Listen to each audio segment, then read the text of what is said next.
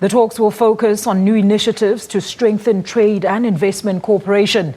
Today, trade between South Africa and China is valued at about 271 billion rand. However, trade is heavily skewed in favor of China, and it is hoped that President Zuma will use the meeting to make new proposals to address these discrepancies. The visit is President Xi's second this year. He was in the country back in March. The visit comes ahead of the China-Africa Leaders Summit on Friday here in South Africa. The Chinese president is or was in Zimbabwe, where he signed 10 new agreements worth billions of dollars with his Zimbabwean counterpart, President Robert Mugabe. And for a wrap of the Chinese president's Zimbabwe visit, we are joined by our correspondent, Shingai Nyoka. Shingai, a very good afternoon to you. Wow, what a fruitful visit for sure. Take us through some of the agreements that were signed between China and Zimbabwe. Well, good afternoon to you, Alicia. Well, the agreements that were signed yesterday evening were actually ministerial agreements with President Xi Jinping and President Mugabe witnessing that particular signing. Of those 10 agreements, 2 of them are private partnerships in the area of power development or power generation. There are also agreements in terms of environmental protection, manufacturing, construction.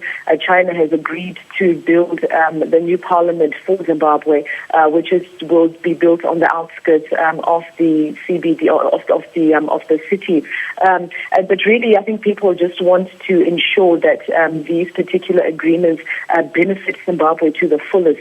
There has been criticism prior to this that when the Chinese do come in and they invest, especially in areas of construction, that they bring in their own human resources, they bring in their own materials, even the wheelbarrows are said to be brought in from China. And so I think people are really hoping that with these new agreements that Zimbabwe will be able to ensure that there is a greater benefit to the country than has been with previous agreements. Shingai, deals and treaties are invalid until they are properly effected. How's the Zim government planning to implement them? Well, at this stage, we're not sure. President Mugabe was, or prior to President Xi Jinping's visit to Zimbabwe, President Mugabe was in Zimbabwe, in China, where he signed what the state media calls mega deals.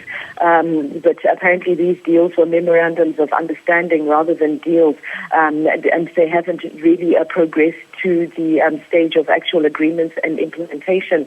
And so there really is an expectation that now with specific agreements in place, for example, China is going to invest $1.2 billion to refurbish and expand one thermal power station, which will put about 600 megawatts into the grid. These are said to be concrete agreements. And so really people are hoping that for the first time really Zimbabwe will start to feel the impact of these billion-dollar deals in terms of liquidity in the economy and just easing of some of the job crises that have been facing this country. Look, Shingai, for a country like Zimbabwe that has been faced with sanctions, how will this latest development assist with the recovery of that economy?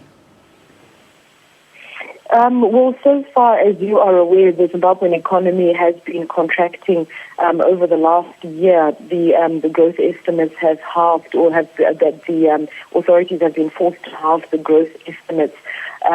What the people here are hoping is that the Chinese economy, which is so inextricably linked not just to Zimbabwe but also to other economies, that it will start to grow again, because really so much of this is hinged on what happens in China in terms of the mineral output and China's appetite for Zimbabwean resources. And so really there is an expectation that the economy will increase.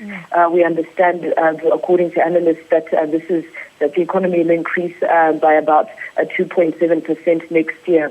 And some of this is hopefully as a result of this investment. That's Shingai Nyoka live to us from Harare in Zimbabwe, where China just signed billions to invest and trade in Zimbabwe. It's time now for the latest.